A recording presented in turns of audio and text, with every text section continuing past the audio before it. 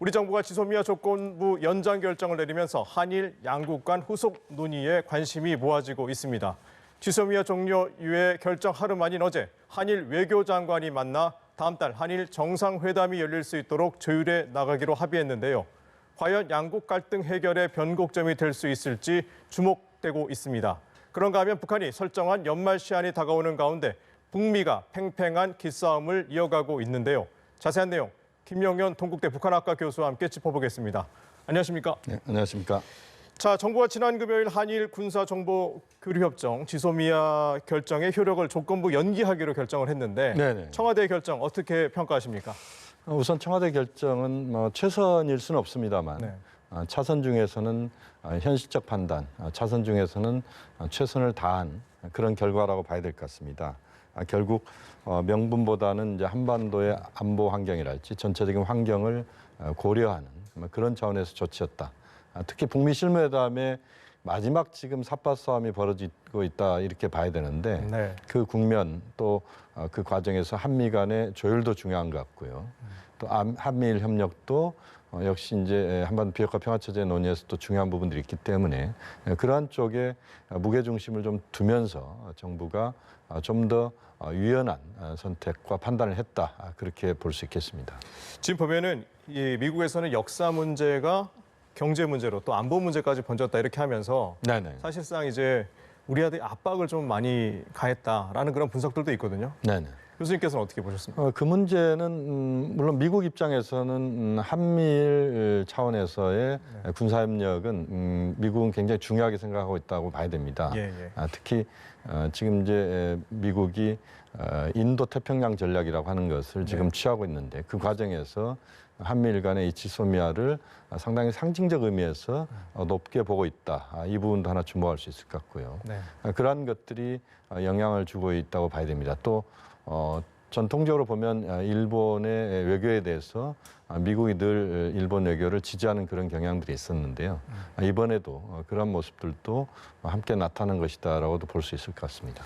자, 이제 어제 강경화 외교부 장관이 자, 일본 나고야에서 열린 G20 외교장관 회담에 이제 참석을 했는데 네네. 일본과 미국 측과 각각 이제 양자 회담을 개최하면서 네네. 한일 외교장관끼리는 이제 다음 달 말에 한일 정상회담을 개최하는 쪽으로 조율해 가자 이런 식으로 이제 합의를 냈거든요. 네네. 근데 이제 만약에 이제 성사가 된다고 하면 지난 9월 달에 뉴욕에서 있었던 유엔 총회 이후 이제 15개월 만에 이제 만나게 되는데 그렇습니다. 저희가 이제 한일 간에 이제 넘어야 될 산들이 많다 이런 평가가 나오고 있지 않습니까? 그런 네. 가운데서 이번 의제 어떤 것들이 좀 주안점으로 다뤄져야 된다 이렇게 보십니까? 우선은 지금 이제 오늘도 청와대에서 발표가 있었습니다만 지소미아 종료 연기 종료를 하지 않고 계속 이어가는 과정과 관련돼서 일본 측의 발표들이 우리 정부의 입장과는 상당히 좀 다르게 그렇죠. 나왔던 부분들이 있는 것 같습니다. 일본 정부의 마치 아전인수격으로 나온 것들이 있는데 그런 것들을 총론 차원에서 한번 정리를 한번 할 필요가 있다고 봅니다. 왜냐하면 이게 번지기 시작하면 사실 한일 간의 기싸움 쪽으로 가면서 서로 여론전을 하는 이런 모습으로 갈 수가 있고 본질의 문제보다는 감정부터 상하는 쪽으로 갈 수도 있다. 그런 점에서 명확하게 이번 지소미아 연장 관련된 부분에서 조건부 연장 관련된 부분에 대한 좀 정리를 하는 것이 중요하다고 봐야 될 것 같고요. 또 하나의 측면은 지금 수출 규제 문제에서 이제 비롯된 부분이고 물론 이제 처음에 강제징용부터 시작된 부분이 있습니다만 그 과정에서 이제는 수출 규제 문제를 포함한 전체적인 문제들을 풀어가는 데 있어서 한일 간의 그 실무적 차원 또 좀 더 높은 수준에서 TF가 만들어질 필요가 있다고 봅니다. 그래서 충분히 한일 실무자 그리고 그 이상의 단계에서 많은 논의를 하고 그 논의의 결과를 한일 당국이 수용하면서 그것을 좀 발표하고 그것을 실행하는 쪽으로 가도록 하는 것이 매우 중요하다. 우리 입장과 일본의 입장이 지금 이번 정리가 좀 됐습니다만 그럼에도 불구하고 앞으로 문제가 여러 가지 문제가 생길 수도 있는 소지가 있기 때문에 그러한 것들을 원천적으로 좀 해소할 수 있는 그런 한일 공동 TF 이것이 저는 상당히 시급하다고 보고 그것에 대한 한일 정상이 합의를 하면서 그 TF를 만드는 쪽으로 정리를 하는 것이 매우 바람직하다고 봅니다. 그런데 지금 보면은 지금 이제 오늘 청와대에서 이제 교수님도 언급을 하셨지만은 네네. 지소미아와 관련해서 강한 유감을 좀 표명을 했습니다. 일본 정부가 네네네. 당시를 이제 돌아가 보면 금요일 날 오후 6시에 우리 NSC에서 발표를 했지 않습니까? 그렇습니다. 그런데 그 전에 일본 뭐 NHK라든지 이런 데서는 이미 그 합의 내용들이 좀 보도가 좀 되고 있었거든요. 1시간 전부터 이제 이야기가 나오기 그렇죠. 시작했죠. 그뿐만 아니라 일본이 양보 없는 완승을 거뒀다. 네네. 뭐 퍼펙트한 게임이었다. 뭐 이런 식으로 그 일본 언론들이 좀 다루고 있어요. 그렇기 네네. 때문에 자 일본의 태도 이거 좀 어떻게 봐야 될지 좀 말씀 좀 해주시죠. 일본이 이제 여론전을 펼치고 있다. 그러니까 일본 내부에서부터 여론전을 펼치고 있다 이렇게 봐야 되는데요. 뭐 여러 가지 이유가 있겠습니다만 지금 일본 내부에서 아베 총리가 정치적으로 상당히 어려움에 처하고 있는 게 사실입니다. 그렇죠. 이른바 이제 벚꽃놀이 스캔들이라고 하는 건데요. 그 때문에 이제 그 아베 총리의 지지율이 급락하고 있고 이런 상황에서 아베 총리가 내부의 어떤 정치적 위기를 이번 지소미아 조건 연장 관련된 부분에서 또 찾는 것 아닌가 하는 그런 측면도 한번 우리가 판단을 해야 될 문제인 것 같고요. 또 하나의 측면은 역시 앞으로 지금 이제 실무 차원에서 국장급까지 과장 국장급까지 실무회담을 앞으로 하기로 돼 있는데 그 실무회담에 앞서서 뭔가 판 자체를 일본이 끌고 가겠다. 그러니까 일본이 이번 그 협상 과정을 주도하겠다는 이런 차원에서 과도하게 지금 사실관계를 왜곡하고 있다 이렇게 봐야 됩니다. 기선제압 차원이다 이렇게 보면 그렇습니다. 되겠죠. 자 그리고 보면은 어쨌든 지금 이제 가장 큰 문제로 지적되고 있는 부분이 네네. 이 일본이 이제 대법원 배상 판결을 네네. 국제법 위반이다 이렇게 몰아가고 있지 않습니까? 지금 현재 상황에서. 네네네. 그래서 자 강제징용 해법과 연계할 가능성이 이제 우리가 이제 수출 규제를 철회를 해야지만 지소미아를 연장하겠다 이런 입장에 대해서 네. 강제징용 문제를 이렇게 연계를 해가지고 네네. 협상에 임할 가능성이 크다고 보는데 네네네. 우리는 어떤 전략으로 좀 임하는 게 필요할까요? 그 강제징용 문제에서부터 출발한 지금 이제 어려움이 있습니다. 이제 이 문제가 저는 가장 지금 앞에 부각이 되면서 나아간다면 네. 또 한일 관계는 또 쳇바퀴 돌 수밖에 없는 상황이 될 것이라고 봅니다. 그래서 좀 어려운 문제들은 조금 뒤로 미루고 그러니까 구동존의 자세로 좀 갈 필요가 있다고 봅니다. 그러니까 한일 문제 또 여러 가지 지금 뜨거운 감자들이 계속 지금 사실 내진해 있다 이렇게 봐야 되는데 이런 것들을 다 꺼내 들고 시작하기보다는 지금 이제 현상적으로 드러나 있는 부분들 그리고 한일 간에 좀 쉽게 접근할 수 있는 부분에서의 신뢰 회복을 하고 또 그 과정에서 성과가 나오는 그 속에서 지금 징용 문제랄지 이런 부분들에 대한 그 근본적인 해결은 축적이 된 과정에서 점진적으로 풀어가는 것이 현실적으로 좀 바람직하겠다. 그렇게 보고요. 우리 국민 여론 입장에서는 강제징용 문제랄지 이런 부분에 대한 일본의 태도에 대해서 분노할 수밖에 없고 거기에 대한 여러 가지 우리의 불만들이 있습니다만 그러나 좀 더 현실적으로 지금 상황에서는 실용적으로 좀 접근하는 것도 필요하다고 보고 그러면서도 이제 원칙은 또 지키는 어려움이 있지만 그렇게 또 두 가지를 다 병행을 해야 된다고 봅니다. 자 이제 지소미아 종료 결정을 연기하기로 하면서 네네. 자 미국에서는 이제 우리의 결정을 네네. 갱신이라고 이렇게 표현을 했거든요. 네네네. 우리는 이제 종료 결정을 연기한다 이렇게 우리는 표현을 했는데 그것은 네. 이제 지소미아의 갱신을 환영한다 이런 입장을 표명하고 있는데 네네네.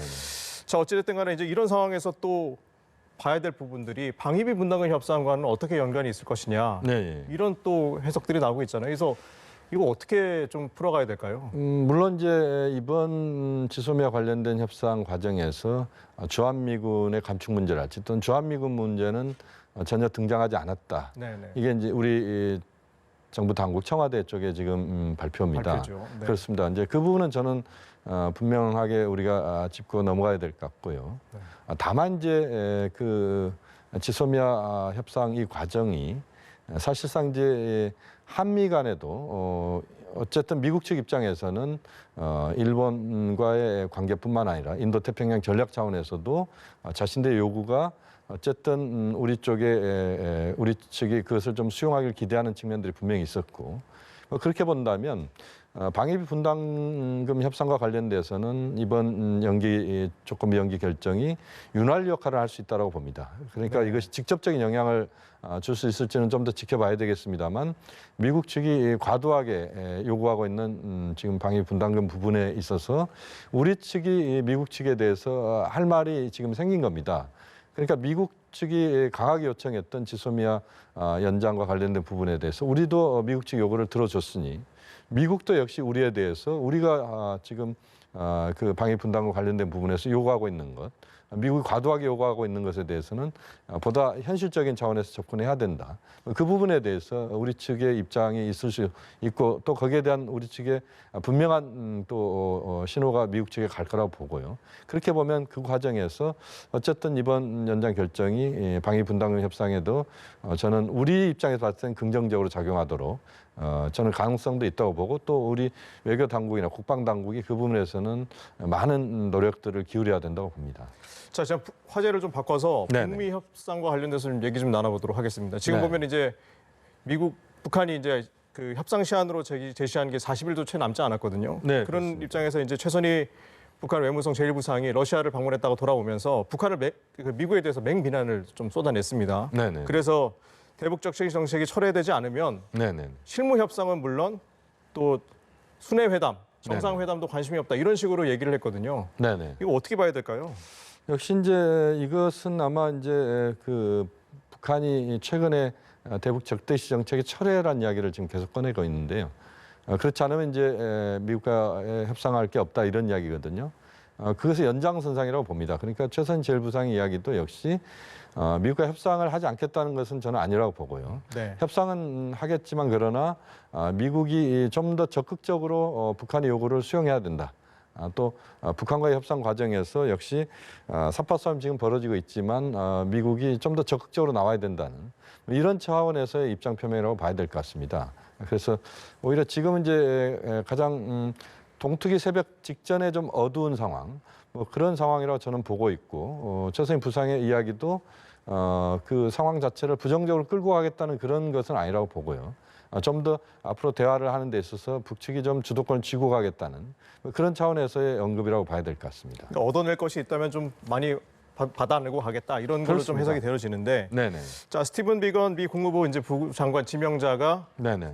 청문회를 지난주에 이제 진행을 했는데 네네. 뭐 비건 대표는 대화의 창이 열려 있다고 하면서 최선 일부상을 그 협상 파트너로 지목을 하지 않았습니까? 그렇습니다. 또 그러면서 또 어떤 얘기를 했냐면 협상 북한이 올해 이제 연말로 이제 협상 시한을 제시한 것은 그들이 정한 것이다. 네네. 스스로 만들었다. 인위적으로 설정한 데드라인이다. 이런 평가를 했어요. 그러면서도 비핵화 결정과 관련해서 의미 있는 네네. 결실이 증거가 나오지 않았다라고 네네. 하면서 이제 그런 입장을 표했는데 네네. 이거 어떻게 보면 이제 상당히 기싸움을 좀 벌이고 있는 것 같은 그런 느낌이 드는데 또 어떻게 그렇습니다. 보십니까? 뭐 지금 보면 이제 최선희 제1부상하고 비건 부장관의 조합은 굉장히 그 적절한 조합이라고 봅니다. 왜냐하면 최선희 제1부상도 김정은 위원장의 의중을 직접 받아서 그 미국 측의 비건 대표와 회담을 할 수 있는 인물이고 역시 비건 대표 역시 지금 트럼프 대통령의 그 입장과 김정은 위원장에 대한 트럼프 대통령의 입장 또 북핵 문제에 대한 입장에 대해서 정확하게 이해하고 있고 트럼프 대통령의 의중을 잘 전달할 수 있는 인물이고 어느 정도 좀 재량권도 있다라고 봅니다. 그러니까 두 사람이 만났을 때 좀 더 실무적인 차원에서의 만남보다는 높은 수준에서 그 주고받을 수 있는 그 선물 보따리를 풀어낼 수 있다, 펼쳐 보일 수 있다. 이것은 의미가 있다고 보고요. 또 비건 대표의 이야기들을 이렇게 보면은 비건 대표가 회담을 적극적으로 하겠다는 의지는 분명히 갖고 있습니다. 그렇죠. 다만 이제 북한이 만들어 놓은 그 설정된 12월 말, 그러니까 뭐 연말이라고 표현을 했습니다만 이것을 수용한다는 것은 결국 북측에 끌려간다는 차원이다라고 미국은 보는 것 같고 그런 차원에서 보면 김정은 위원장이 이야기했던 그 데드라인 또는 12월 연말 이 부분에 대해서는 그것을 그 미국 의식하지 않는 건 아니겠지만 그러나 거기에 연연하면서 가지는 않을 것이다. 그러니까 12월 정도에 아마 실무회담 한 번 정도 개최되고 그 다음에 1월, 2월 정도에 그 가닥을 잡아내는 것도 역시 연말 데드라인에서 벗어나지 않는 것이다라는 좀 더 유연한 차원에서의 그 비건 대표의 입장이다라고 봐야 될 거고 이건 아마 트럼프 대통령의 생각이기도 할 것 같습니다. 지금 이제 아무튼 연말까지